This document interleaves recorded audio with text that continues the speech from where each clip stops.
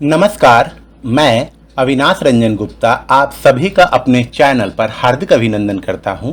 आज के इस वीडियो में हम लोग मर्मस्पर्शी, हृदय स्पर्शी और आपको चिंतन के सागर में डुबो देने वाली एक ऐसी कहानी के बारे में पढ़ने वाले हैं जिसका नाम है मलबे का मालिक।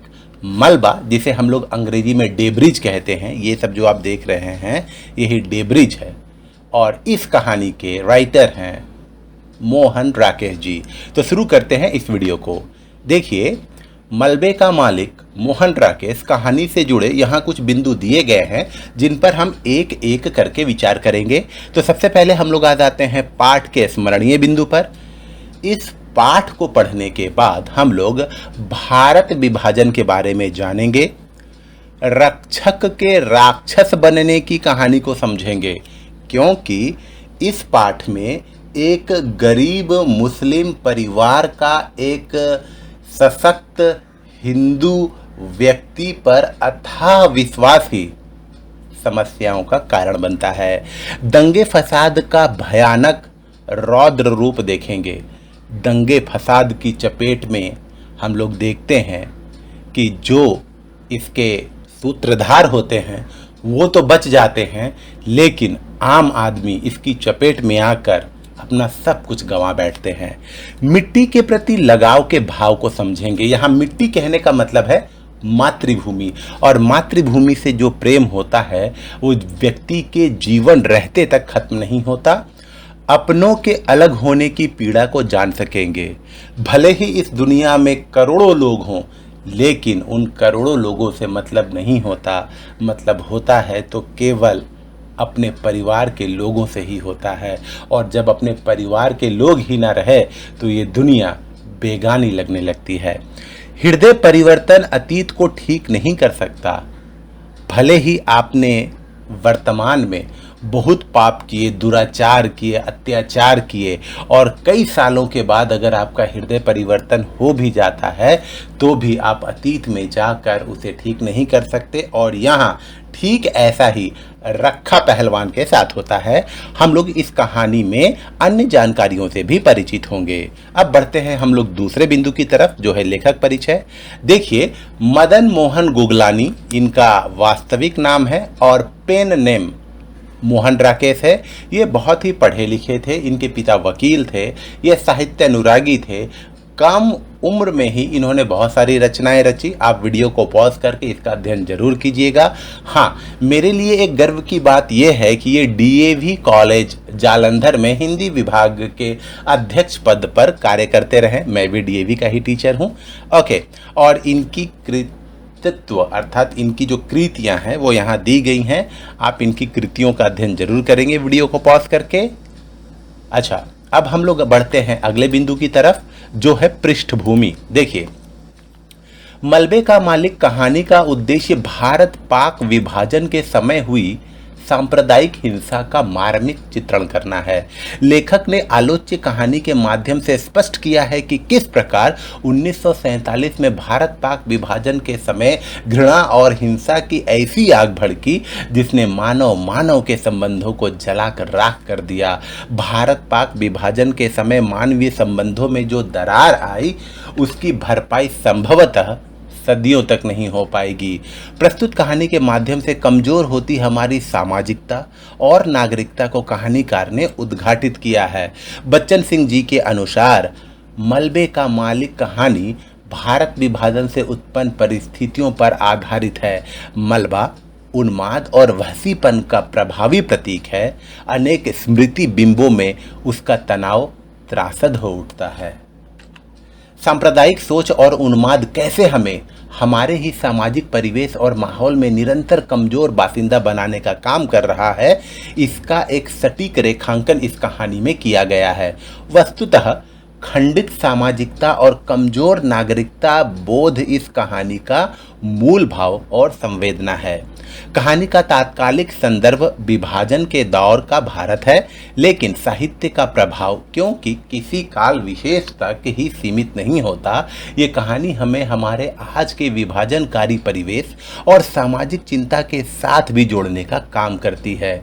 गनी मियाँ और रखे पहलवान के माध्यम से उस समय की भीषण स्थिति, सांप्रदायिक विद्वेष और घटना से जुड़ी इंसानी मनोदशा को बेहद असर के साथ पाठकों तक पहुंचाने में कहानी काफ़ी हद तक सफल बन पड़ी है। तो ये थी इस कहानी की पृष्ठभूमि कि किस तरीके से विभाजन के समय लगभग 10 लाख लोगों ने अपनी जानें गंवाई और साथ ही साथ आजीवन एक तिक्त अनुभव उनके मस्तिष्क में घर कर गया। अब बढ़ते हैं हम लोग अगले बिंदु की तरफ, जो है पाठ परिचय। देखिए, मलबे का मालिक मोहन राकेश की एक प्रसिद्ध एवं अति चर्चित कहानी है। यह कहानी सन 1956 ईस्वी में प्रकाशित हुई, जो नए बादल कहानी संग्रह में संकलित है। जात पात एवं धर्म संप्रदाय के नाम पर किए गए भारत विभाजन पर गहरा व्यंग्य इस कहानी में परिलक्षित होता है। यह कहानी भारत पाक विभाजन के परिणाम स्वरूप उत्पन्न वैमनस्य का चित्रण करती है। देश विभाजन पर हिंदी ही नहीं, संभवतः अन्य भारतीय भाषाओं में लिखी गई कहानियों में भी यह सर्वश्रेष्ठ कहानी है। कथानक या कथा वस्तु ही किसी कहानी का आधार स्तंभ होता है। कहानी का संपूर्ण ढांचा उसी कथानक पर खड़ा होता है। कथानक में मौलिकता, रोचकता, प्रवाहमयता, जिज्ञासा, विश्वसनीयता आदि गुण संजीदगी से समाहित है।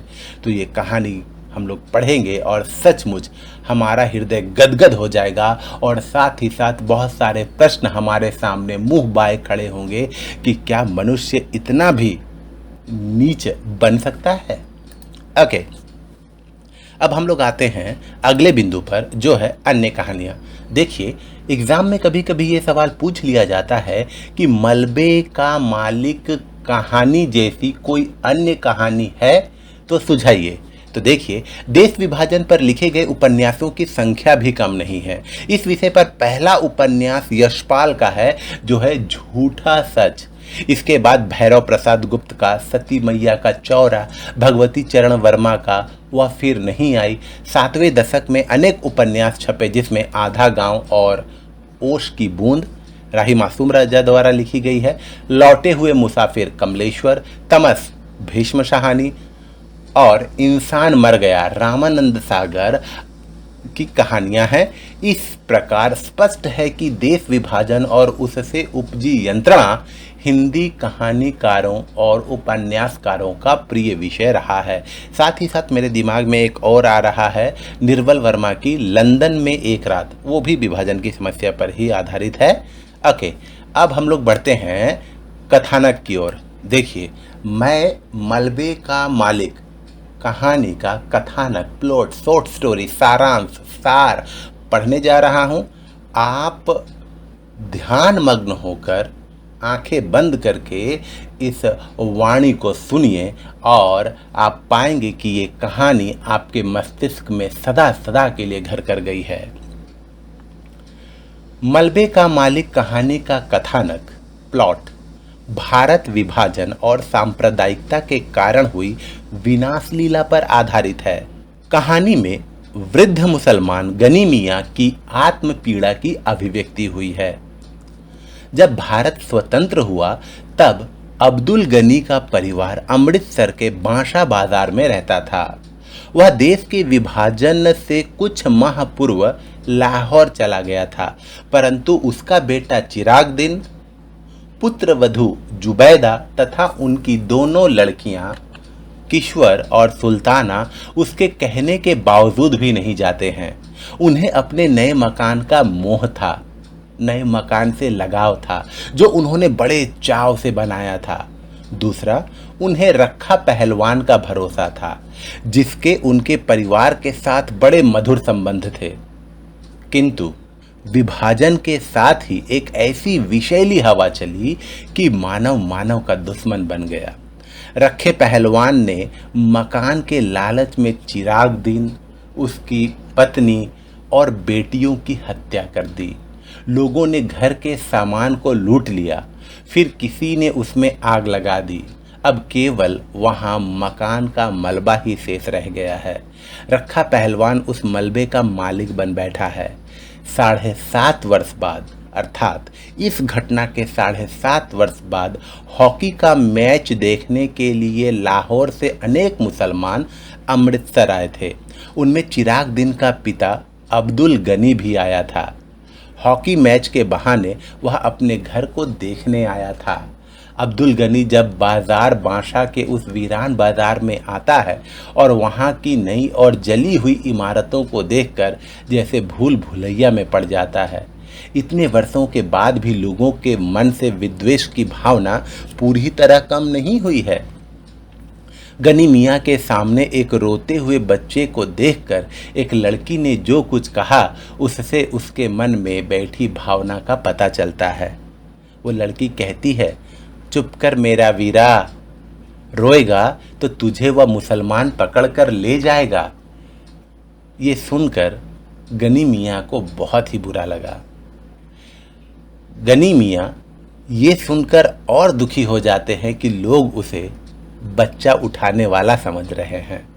गनी का पुत्र चिराग दीन इसी मोहल्ले का दर्जी था।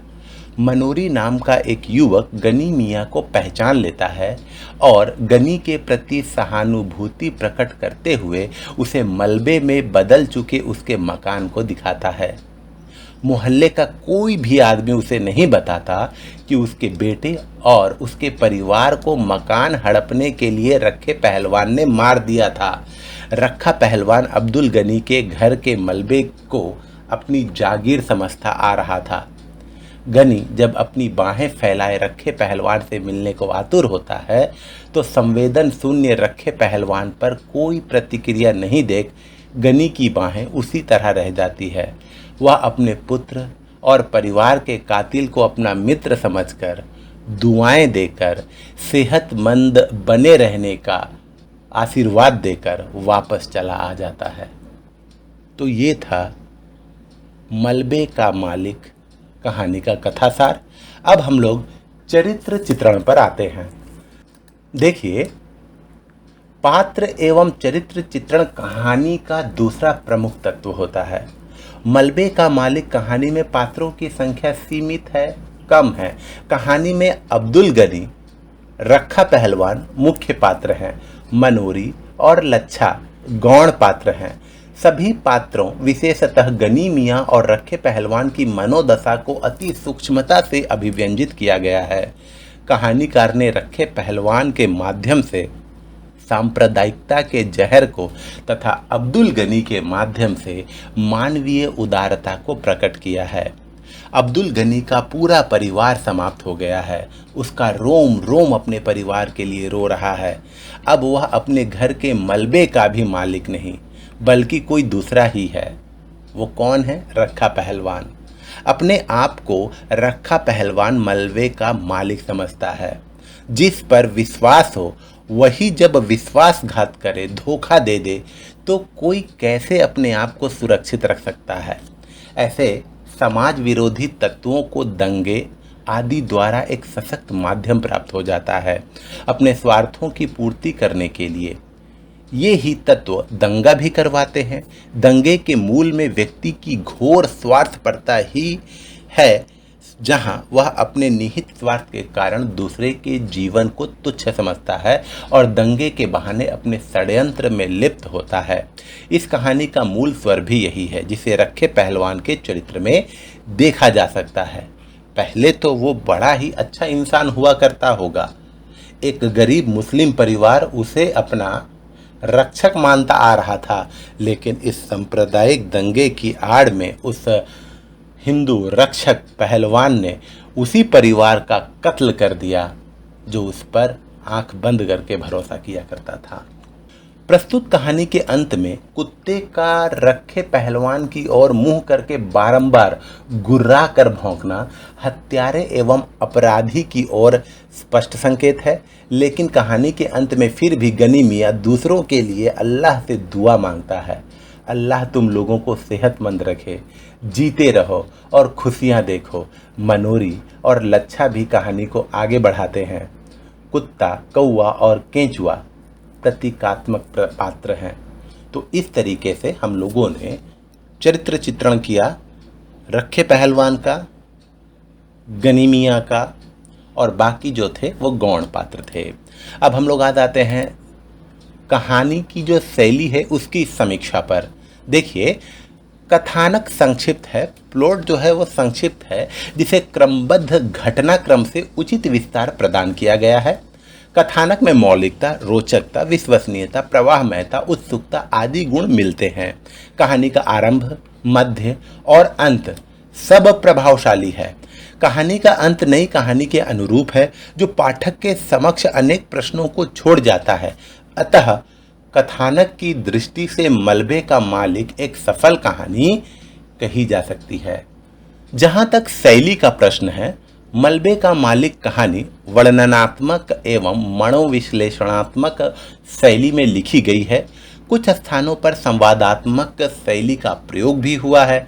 कहानी में मूलतः घटनाओं की प्रधानता है, किंतु उनका मार्मिक उल्लेख एवं संवेदनिक वर्णन होने से कहीं भी घटनाओं का विवरण जैसा नहीं लगता। यह कहानी की विशेष सफलता है।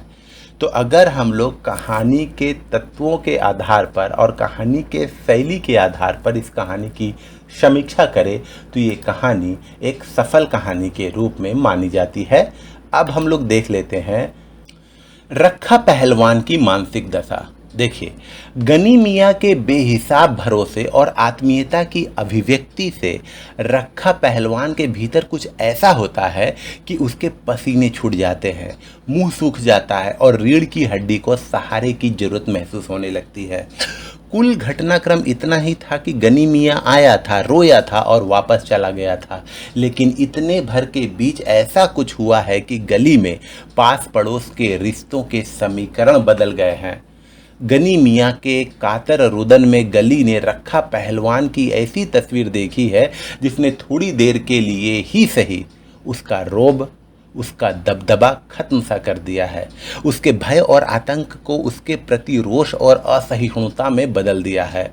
अब गली के लोग उससे डरते नहीं हैं, उसके प्रति क्रोध रखते हैं, उसके प्रति क्रूरता की भावना रखते हैं और गली के लोग निडर बन चुके हैं। उनको निडर बना दिया है, अर्थात गली के लोग अब रखा पहलवान से डर नहीं रहे हैं, बल्कि अब वो निडर बन चुके हैं। रखा पहलवान के भीतर भी कुछ बदल सा गया है। मोहल्ले के साथ साथ खुद रखे ने भी अपनी तस्वीर के एक ऐसे रूप से परिचय पाया है जिसके लिए वह शायद शर्मिंदा है। लोगों को सट्टे के गुर और सेहत के नुस्खे बताने वाले रोज के सांध्य कार्यक्रम की बजाय आज वह अपने शागिर्द लच्छे को अपनी 15 साल पहले की वैष्णो देवी यात्रा के किस्से सुना रहा है। लेकिन फिर भी यह हृदय परिवर्तन की आदर्शवादी कहानी नहीं, यथार्थ के स्वाभाविक निरूपण की कहानी ही है। आप इसे हृदय परिवर्तन की कहानी नहीं मान सकते, बल्कि ये तो एक सच्चाई है। अब हम लोग आ जाते हैं अंतिम बिंदु पर, जो है आमना सामना। देखिए, कथा का मर्म बिंदु इस जगह है, गनी मियाँ और रखे पहलवान का आमना सामना। गली भर की चहमे गोइयों को यह उम्मीद और तमन्ना है कि 7.5 साल पहले की परिवार की हत्या और बलात्कार की वह घटना किसी न किसी तरह गनी तक जरूर पहुंच जाएगी। जैसे मलबे को देखकर ही गनी को अपने आप सारी घटना का पता चल जाएगा। हालांकि पता चल जाने से भी गनी क्या कर लेगा, इस बात की तरफ कोई ध्यान या टीका टिप्पणी इन चहमे गोइयों में नहीं है। चहमे गोइयों का मतलब हुआ वे चेहरे जो उत्सुकता से गनी मियाँ और रखा पहलवान की बातचीत को सुन रहे हैं और देख रहे हैं। उनके भय, आक्रोश और वितृष्णा का पात्र रखा पहलवान है, जो बड़ा मलबे का मालिक बनता था। असल में मलबा ना इसका है ना गनी का, मलबा तो सरकार की मिल्कियत है। मजदूर किसी को वहाँ गाय का खूंटा तक नहीं लगाने देता। कहानी में इस उम्मीद का पहला क्षण आशंका का है। रखे पहलवान के शागिर्द लच्छे के शब्दों में अगर मनोरी ने उसे सब कुछ बता दिया तो दूसरा क्षण उत्तेजना का, गली वालों को चहमे गोइयों में। अब दोनों आमने सामने आ गए हैं तो बात जरूर खुलेगी। फिर हो सकता है कि दोनों में गाली गलौज भी हो। अब रखा गनी को हाथ भी नहीं लगा सकता। अब वे दिन नहीं रहे तीसरा क्षण थोड़ी निराशा का। मनोरी भी डरपोक है। इसने गनी को बता क्यों नहीं दिया कि रखे ने ही चिराग और उसकी बीबी बच्चों को मारा है। और गनी के चले जाने के बाद भी इन चहमे गोइयों में यह उम्मीद बाकी है कि मनोरी ने गली से निकलकर गनी को जरूर सब कुछ बता दिया होगा। रखा अब किस मुंह से लोगों को मलबे पर गाय बांधने से रोकेगा। इन्हीं गली वालों में 7.5 साल पहले की उस रात के साक्षी भी हैं, जिन्होंने अपने दरवाजे बंद करके अपने को घटना के उत्तरदायित्व से मुक्त कर लिया था। अपने भय और आतंक से अशक्त लोग आज गनी के आने और चले जाने के बीच जिस किसी तरह उसको असलियत जता देने की कामना में वस्तुतः क्या अभिव्यक्त करना चाहते हैं। लेकिन गनी को असलियत आखिर तक पता न चलने के बावजूद, या शायद इसी वजह से, रखा पहलवान के भीतर कुछ होता है। गनी उसके सामने बैठा है, एक बेदखल बूढ़ा, असहाय, बिना किसी अधिकार या अधिकार के दावे या तेवर के, महज आत्मीयता और भरोसे में, निहत्ता और निरीह। खुदा नेक की नेकी बनाए रखे, बद की बदी माफ़ करे। मैंने आकर तुम लोगों को देख लिया तो समझूंगा कि चिराग देख लिया। अल्लाह तुम्हें सेहतमंद बनाए रखे। और ये कहकर वो उन सब को आशीर्वाद देता है। तो इस तरीके से हम लोगों ने मलबे का मालिक, जो मोहन राकेश की एक श्रेष्ठ रचना मानी जाती है, का संपूर्ण अध्ययन किया। उम्मीद करता हूँ आपको मेरा ये वीडियो ज़रूर अच्छा और इन्फॉर्मेटिव लगा होगा। हम पुनः मिलेंगे किसी अगले वीडियो में। तब तक के लिए धन्यवाद।